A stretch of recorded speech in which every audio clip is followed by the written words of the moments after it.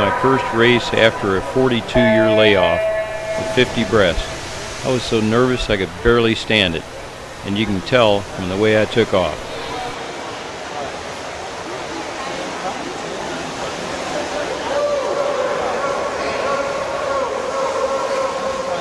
I kind of blew the push off on the turn, but I was able to keep it going and hold on.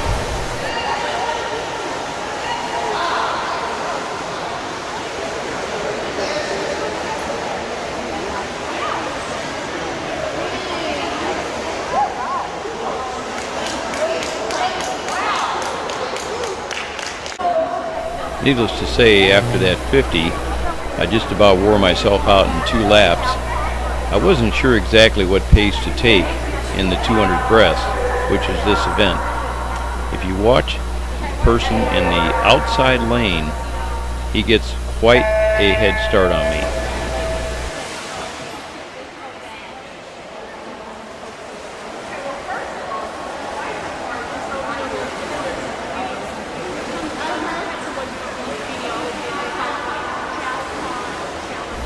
At this point, he's leading me by 2 seconds.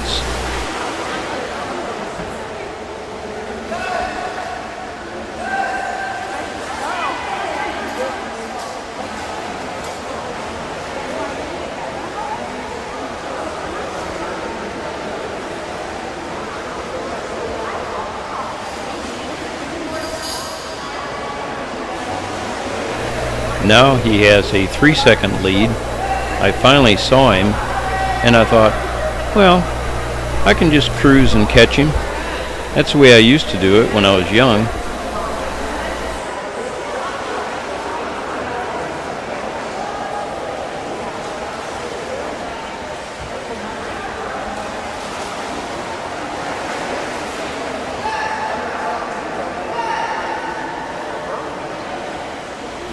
Now here we are on the 4th lap.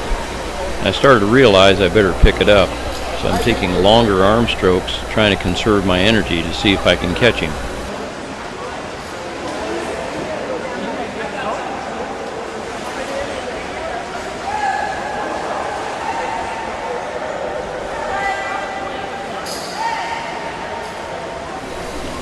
Now on the 5th lap, I'm starting to make some headway. I actually had no idea this guy was 15 years younger than myself, and it was his first race after quite a long layoff. It just wasn't as long a layoff as my own.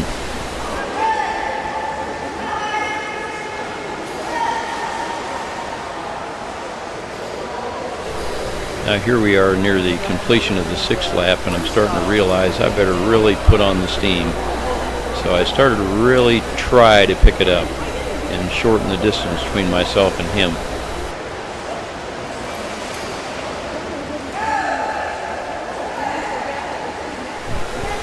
I started my sprint on the 7th lap, knowing that he'd be picking it up on his 8th lap. I tried to make it all up, but he was still leading me by 1.5 seconds at the turn.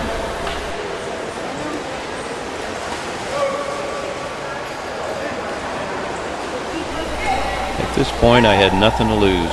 I turned it on like I'd never turned it on before, and I actually picked it up and passed him and beat him by 1 second. So I made up 2.5 seconds on the last lap. That was the biggest comeback win of my new career, with a time of 2:55. I only entered 3 events because all I knew how to swim was breaststroke. This is the 100 breast. They've combined the events with women and men, so there's just 2 of us.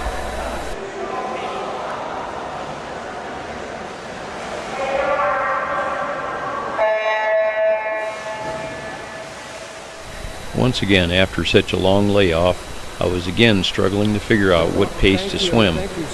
I'd gone out too fast on the 50 and too slow on the 200, so I decided to go out fast for just 1 lap, then change my stroke to be a little slower so that I wouldn't wear out by the time I completed the 4th lap.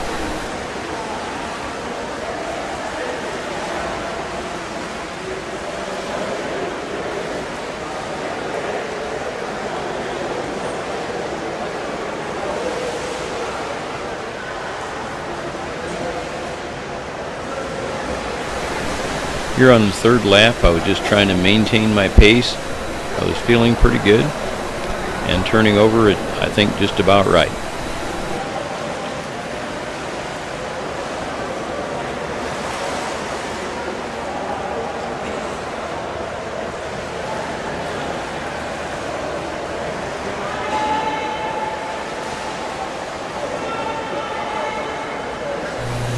I finished with a time of 1:15, which is just 1 second slower than my best time in high school at age 18. Here I am, 64 years old, learning to swim all over again. Now we come to 2 years later at the National Championships in San Juan, Puerto Rico. By this time I had also learned how to swim butterfly and backstroke. This is the 200 breast, 4 lengths of the 50-meter pool. The walls are flat, so there's nothing to grab a hold of in order to make your turns. It made the turns difficult. My start was fairly good. I was trying to figure out how fast to swim, and I chose a medium to slow pace with nice long glides.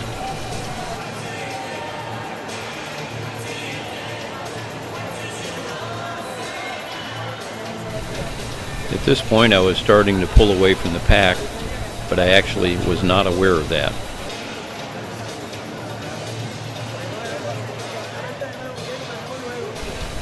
I became aware of my position right here when I made my turn. Then I realized I was in first place. Right here at the completion of my second lap, I looked to the side on both sides because I couldn't believe I was ahead, and I was hoping nobody was going to pass me.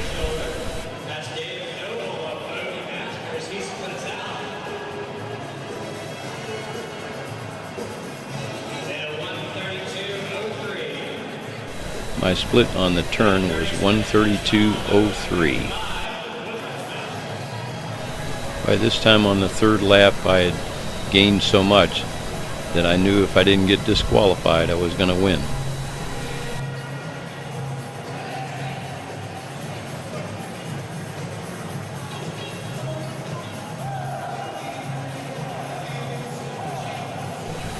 At this point, I had so much energy left, I decided to sprint, and I chose a beat to sprint to the music.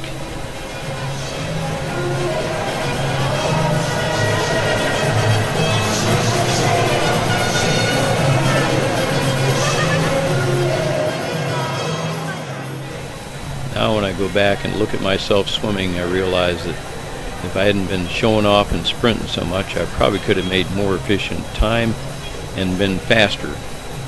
But I was just having too much fun with my first national win.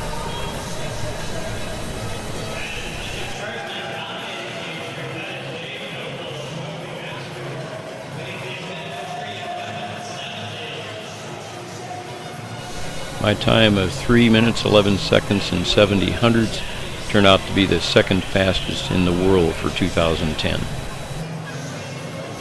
Second place was 3:27.28. Third place, 3:37.59. Fourth place, 3:43.09.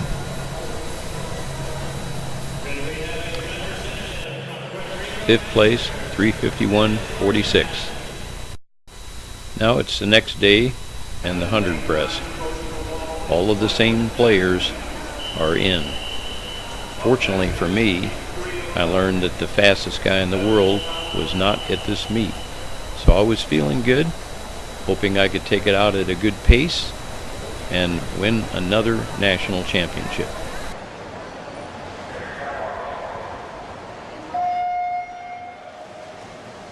This is heat 3 of 11.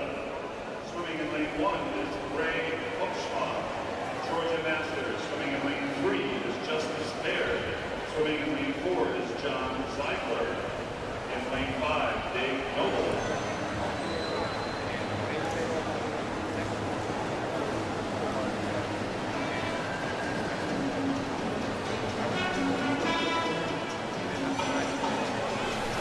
None of that fast sprint stuff today.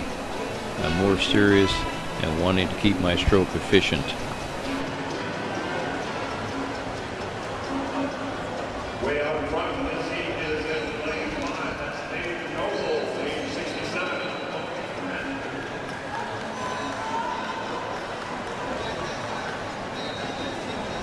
I believe that is a new national record for David Noble. The previous record was 118.11. Congratulations, David. Well, the announcer was wrong. It wasn't a new national record, but it did place me 5th in the world. Late in 2008, my coach, Tom Harabedian, asked me if I could swim a length of fly. I told him I didn't think I could. I took 3 strokes and stopped. I said, "That's all I can do." He said, "Oh, that's terrible. We're going to have to work on that."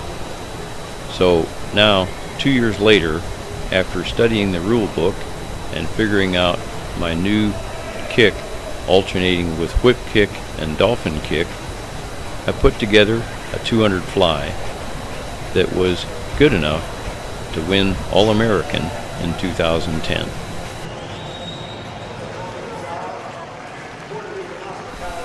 Here's my mid-second lap. I now have a fairly good lead.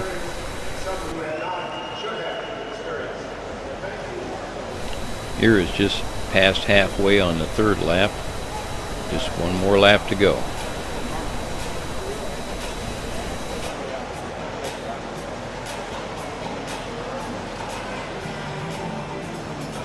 The key to my dolphin and whip kick is, as soon as the head goes down, there's a whip kick and a long glide. It makes up for the lack of power that I have in my arms.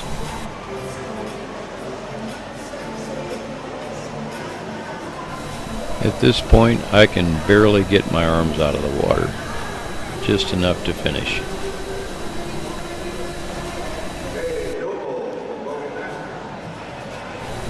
My time at 3:25.93 was the fastest time in the United States for 2010, so I earned All-American. I do want to thank the 2 fastest swimmers in the United States for not showing up at this meet.